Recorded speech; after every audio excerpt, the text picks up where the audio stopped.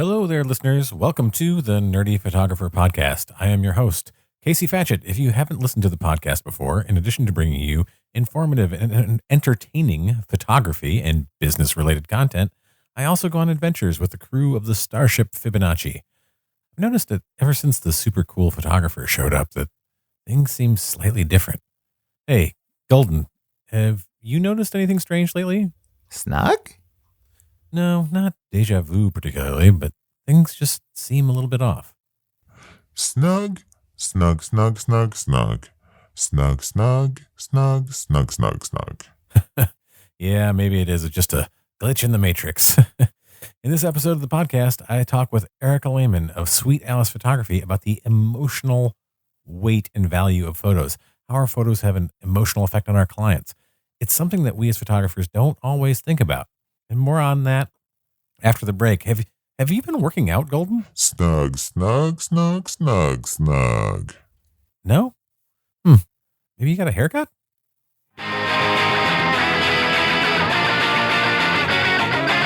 Hey, listeners.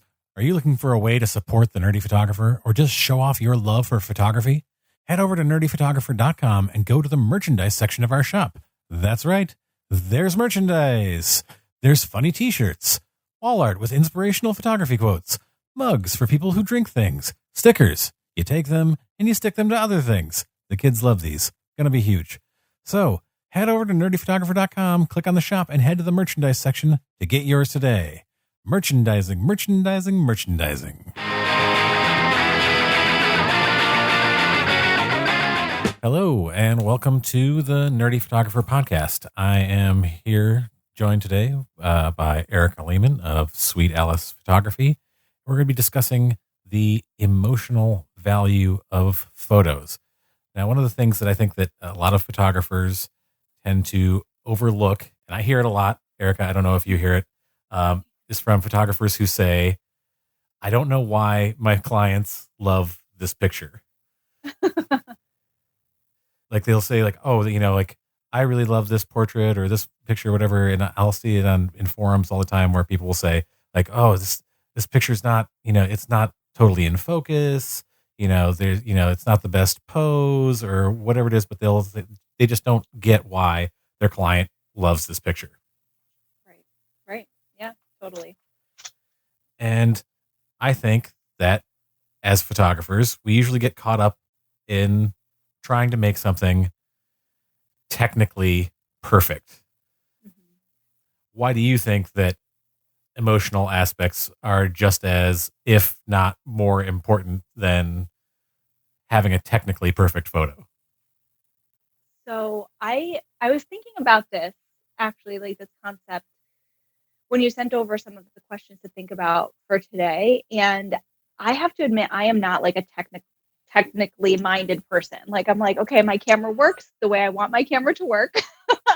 I take the photos that I want to take, but I don't get super hung up on that kind of stuff. But I do know other people that do, where they kind of allow the technicality of something to hinder them from capturing something that could actually be really beautiful.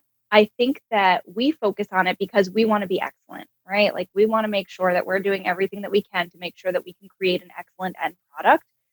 But then I also remember and I think about like the photos that I love from my own wedding of like me and my dad. Some of them are not in focus. Some of them are, just not technically sound, maybe a little underexposed. Maybe it's not completely adhering to the rule of thirds, but I love it because I love my dad. And I think that's the biggest thing, is that sometimes we capture these little moments that may not be technically sound, maybe a little out of focus, maybe not following the rule of thirds, maybe not looking so beautiful. Maybe the background is a little ugly, but we love the photo because we love the person in it, Yeah, we love what's happening in that photo, like what that photo means. Like, I started to notice a while back, when people would say like, oh, this is my favorite picture. And I'd be like, I wonder why that's their favorite picture. And I go like, oh, it's the relationship that you see in that photo. And like, I photographed a wedding for, someone who was a longtime friend as well as a client. And she'd be like, oh, this picture of my mom and her sister totally captures their relationship and how they interact with one another. And to me, I was just like, it's not my favorite, but it's kind of like, to me, feels like it's dimly lit a little bit. You know, Mhm. it's like the background is not great. Like you were saying, like it's not the best background, like, but it means so much to them. And they've got it printed out. It's hanging in the, next to the front door in the house just because Yeah. it has that emotional quality to it. And do you think that clients are more inclined to book or to buy a print or put something, on their wall or whatever, if they have more of an emotional connection to the pictures? I think so for sure. I mean, I think there's always going to be those photos that people print out because they're like, "Oh my gosh, this is so beautiful and we look so amazing in it because it was our wedding day." But I also think that there are always going to be the ones that people just really resonate with. And what I have noticed when booking, so like I think there's a difference here of like clients versus potential clients. But I think when potential clients are looking at stuff, they may not actually like if you send them a sample gallery, they may not actually look through looking for those moments. They're going to be looking through looking for things that like images that they can look through and kind of put themselves into. So like as the couple, what they're going to be focusing on like the couple portraits. But I think what's really important during the booking process is to have already laid the foundation within your social media, on your website of what's important to you to capture on a wedding day. And I know, for example, I have one client who decided to book me before she was even engaged because I had put up Hmm. a post, I think on Instagram a couple of years ago about how I hope in the future when my nephew gets married that I'm able to take a photo with him, and that I'm not kind of like put to shame by the photographer. You know what I mean? Sometimes I feel like I've heard horror stories of photographers being like, well, why do you want this person in the photo? Or they're just very dismissive of somebody wanting that photo. And I would hate to be that person for somebody else. You know what I mean? Because I feel like I've had a hand in raising my little nugget, you know? I feel like I've seen him, progress. Now he's 6, but, from a baby to who he is now. And I want to have a photo with him, if or when he gets married. And so, um, my client saw that post and she said from the moment she saw that post, she knew that she was going to book me. So I think we also have to do the work beforehand of showcasing what is important to us in our photography. Maybe it isn't actually these familial interactions and that's okay, but I think we need to be upfront about that like family photos aren't our favorite, but we will do great with like this part of a wedding day instead. Or if family photos are something that we feel like we excel at, or capturing these little moments are things that we feel like we excel at, then we also have to hone in on that and start to do that marketing piece before somebody even decides to get on a call with us. Does that make sense? Yeah, it totally makes sense. And that's I think that for me, like just to kind of like riff off of that is that, you know, I find that when a potential client is looking at photos, they might, while they don't have the same reaction to a photo, obviously, as the people who are in it or whose Mm, wedding it was, like the client who booked may feel a certain way about those images and may be very touched by it. But mhm. also just like the emotional content of a photo. Also, like when people see that, because most of the time, I don't know if you hear this, and folks who are listening right now who are in our clubhouse audience, we can come up later and ask questions and have a discussion about this. But it's that people will say, I can't tell you what makes a good photo because they don't know the Mm, technical aspects of it, but they mhm, know it when they see it. And mhm. for the clients that I am trying to reach, for whom, the emotional stuff is very important and those candid, natural moments, when they see it in other people's weddings, they Mhm. identify with it and they think like, wow, I feel like I'm really there in that moment with those people, as opposed to sitting there going like, wow, that's a great background, you guys. And just like, that's perfectly exposed. They're not thinking about that. When they are looking to book, they can obviously tell if someone has skill as a photographer, but they're Yeah. also more inclined to buy or book someone when they see those moments that they want to see captured. Yeah. Yeah, I think you're right about that. Yeah, for sure. And I think too, there's an element within the consultation process too, of like if you get on a call with somebody or get on to like a Zoom meeting with somebody and you express to them how important emotions are and like you present yourself as somebody who is very aware of emotions. I think that that is also, it kind of brings it full circle for them too. So they're seeing this in your photos already. They're meeting you as a person and understanding you as a person. And then they're booking you with the hope and the expectation that you're going to take these types of beautiful photos for them.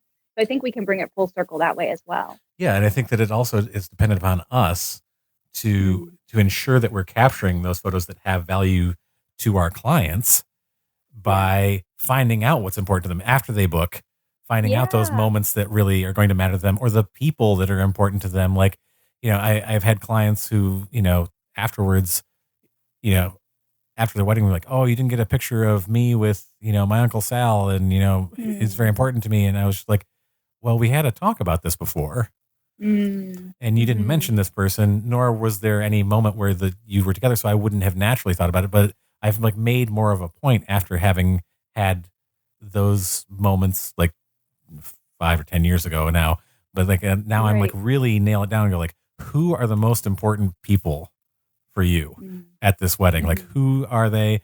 And I need to like know, like, if it's not somebody who's going to be, around you, like parents, close friends, somebody in the wedding party, like there needs to be someone who can point that person out and tell me that, I want to see it's not that I'm going to necessarily for me pose a photo between the two of you, but I want to see the two of you interacting. And I want to see that relationship Mm. between the two of you because that's what's important to you. That's how we make Yeah. sure that we continue the cycle of, giving them those emotional photos.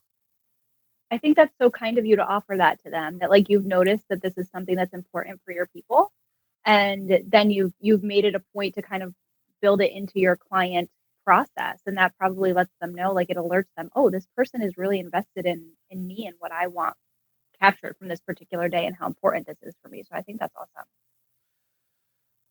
And so, like, kind of finishing up before we start taking questions from our audience, how can we impart to our clients and more so to potential clients who haven't booked us yet how they're going to value these photos differently as time goes by? Because we did an episode of the podcast before where we talked about grief and how much photos of our parents, meant to us after they had passed.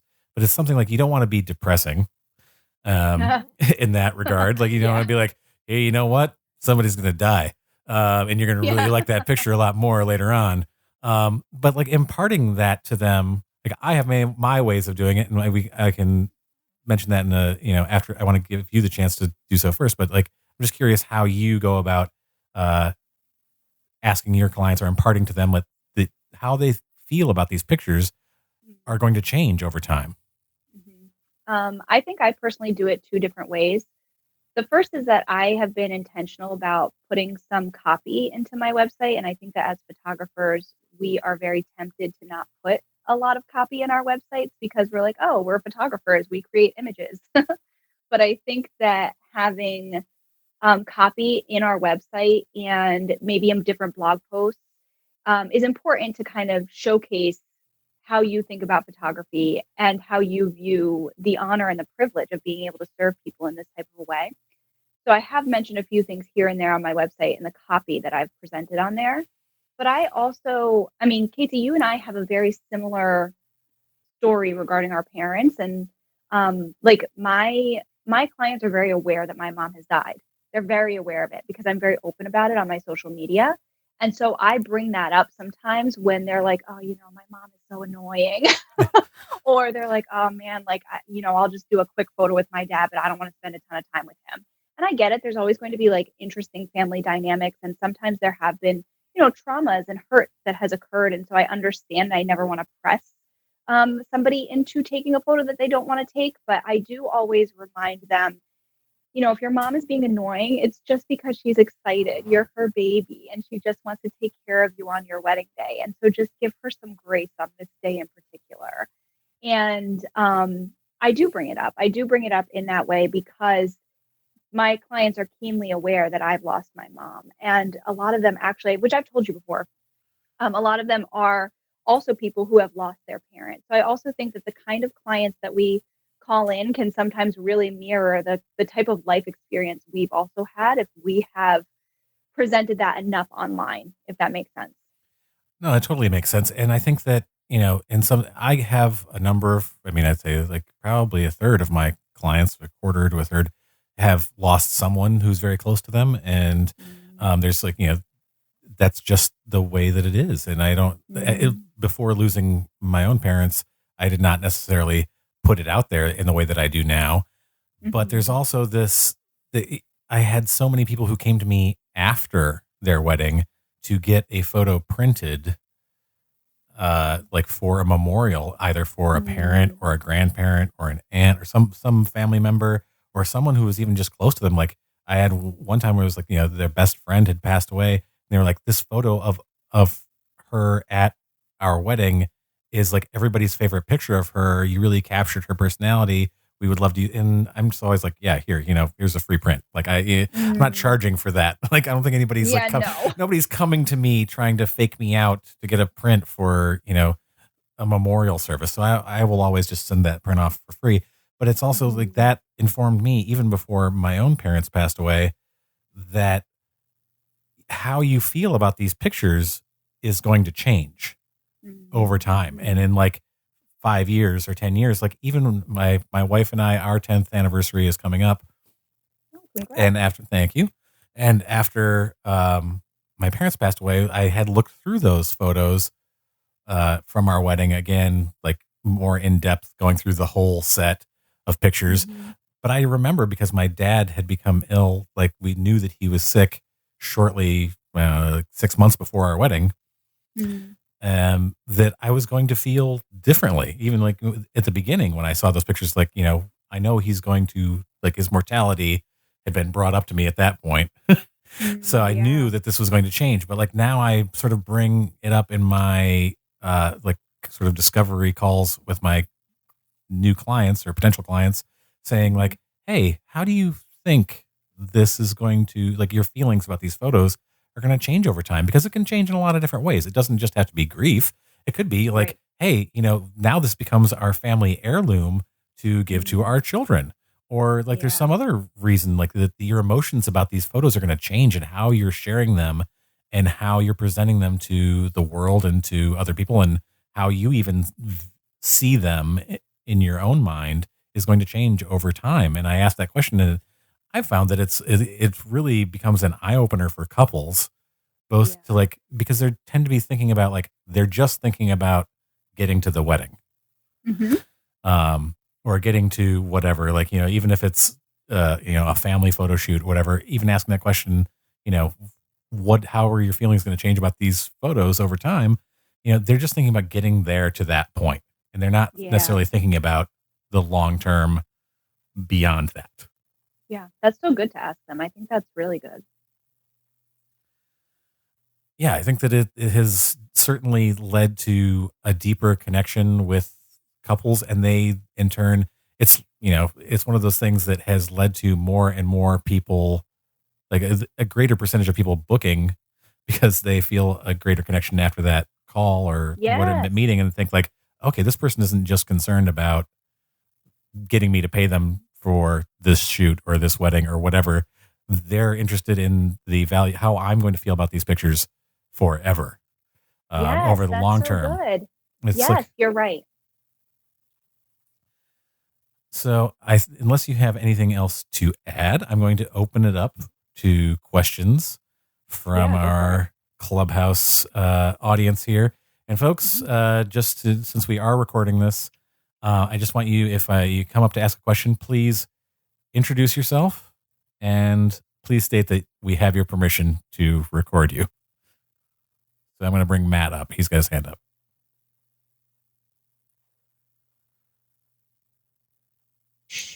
Hey, how's it going? Good. So, I mean, Hey. do we have your permission to record you, Matt? You do. You certainly do. So what's your question?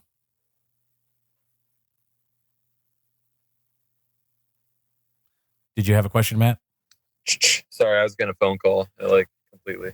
Um, yeah, I think like this room is great. Like people don't talk about the emotional value enough of like photos. I mean, I do video in the wedding industry, but like what I see a lot in the industry, especially with photographers, is they have too many scripted shots, um, and they kind of forget that like at the end of the day, it's you know, are you shooting for your portfolio or are you shooting to make the client happy? And like it's kind of like this fine balance between the two that I see a lot. But like I see photographers getting super angry or just like flustered, like if it's like one more family photo, and like I Yeah. from a videographer's perspective, because like I'm usually just like trying to get candid while they're doing more of the posy. Okay, now bring your cousin. Now bring the groom's mom or like whatever. Like I just see photographers always flustered in that moment, and like I don't know. It's one of those things that like you guys were touching on. Like that might be their last photo together. So I think it's definitely like something. I ask a lot of questions before the wedding to kind of see who's very important to them, and just kind of go off that.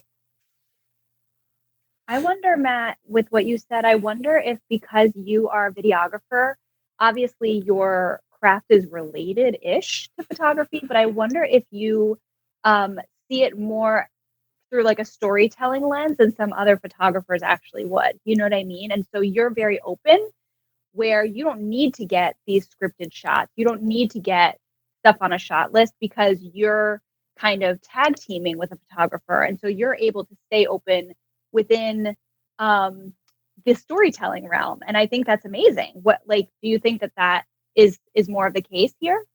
Yeah, so that's the one thing that like it's hard because I know like there's the shot list that like you know that the couple wants and stuff and like get those, but like it's kind of like the one thing I do enjoy with weddings with filmmaking more is that nothing really has to be scripted. Like for Right. me, I just every wedding like I shoot very similar, but like I Mhm. don't have that many like scripted shots, so that kind of lets me be more candid and like Mhm. get that emotion. And my clients say like I had like 6 or 7 meetings this like week, and like every single one noticed was like in your films, there's a lot of emotion and natural shots, and that's why we want to book you. I think So that yeah, that's, I mean, especially for video as well. I mean, it's very closely related to photos. I mean, but Mhm. you're getting like true like life in those videos, Mm. like those interactions in this very similar way, and emotions play a huge part in that. Um, as just as much as they do in photos. And when people can see that in the videos that you present to people, um, it has a uh, it resonates with them. I think too with like this, like going back to like the scripted shots, of course we always need to take the family photos that we need to take, right? But I also think that Matt touched on something here of like, are you shooting for people or are you shooting for your portfolio? And I think Exactly. sometimes, yeah, I think sometimes that we, I mean, I think sometimes in the wedding industry, we can view people as transactional and as transactions and as paychecks rather than actually people.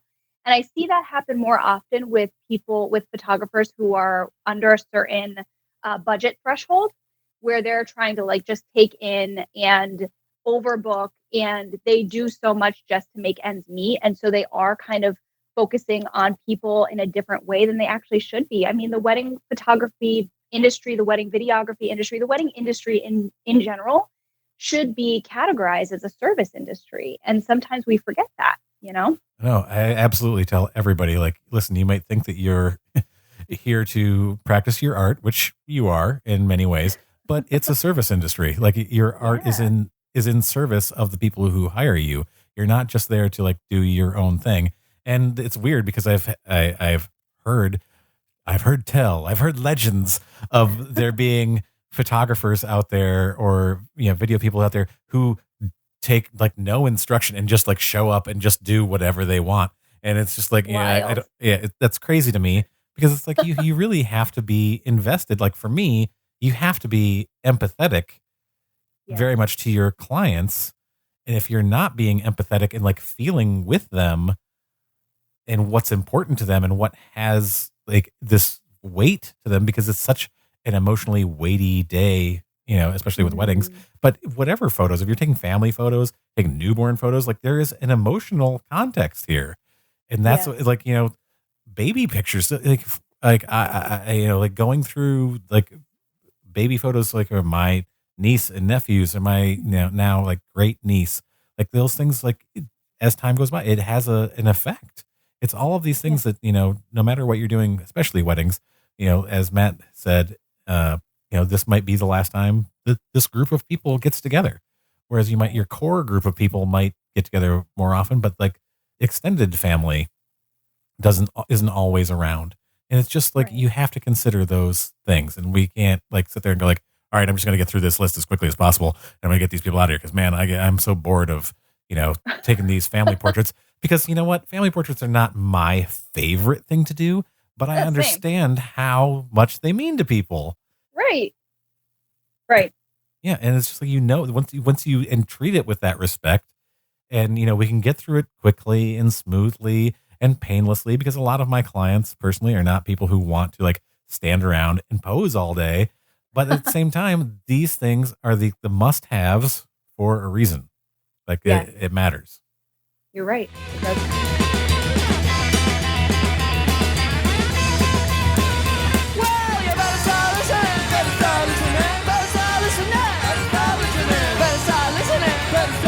Howdy, listeners. I just wanted to take a moment to highlight another great review we received recently. This is a review from Jim. Jim says, I have fallen in love with this podcast, and now I can't go without it. I started at the very beginning, and although my experience with photography is non-existent and basically just how I can use my iPhone to get better pictures, our hero of nerdiness and photo genius gives great advice. The humor and attitude of this amazing podcast kept me listening even though I don't own a camera. Thank you so much, Jim. Reviews like this one help the podcast a lot. The Nerdy Photographer is an independent podcast, and we need all the help we can get.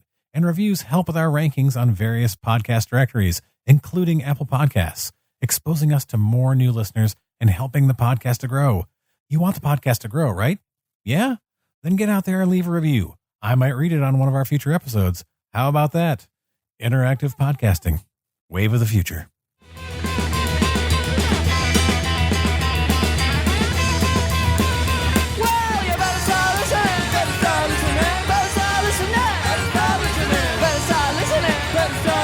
Hey, and now for my favorite part of the show.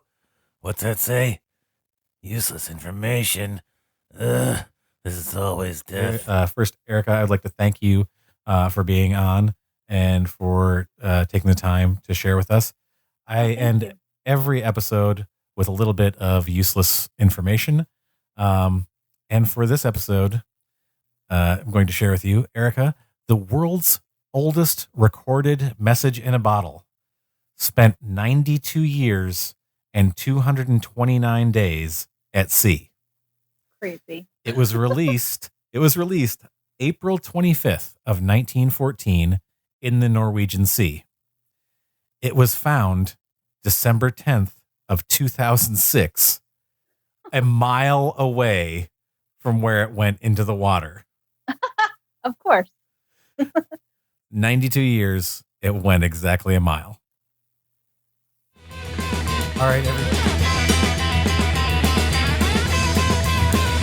Well, you better start listening. Better start listening. Better start listening. Better start listening. Better start listening. Better start listening. Hey, welcome back, everyone. I am starting to suspect that something might be seriously wrong with Golden. Snug, snug, snug, snug, snug. I can't quite put my finger on it, but I'm going to get there. All right, I'd like to thank Erica Lehman for joining us once again. You can find Erica on Instagram at Sweet Alice Photography. That's at Sweet Alice Photography. Want to hear more episodes like this one? Be sure to subscribe and tell your friends about the podcast. New episodes come out every week. You can also find us on Instagram, Twitter, and Reddit at The Nerdy Photo. That's at The Nerdy Photo. Yeah, snug. Yeah, I've been here the whole time. Where have you been? Wait, have you lost weight?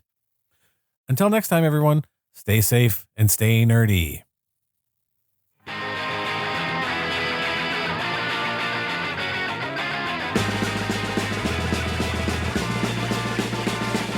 Who's that coming back to town? You better start listening. Who's your heart been beating about? You better listen.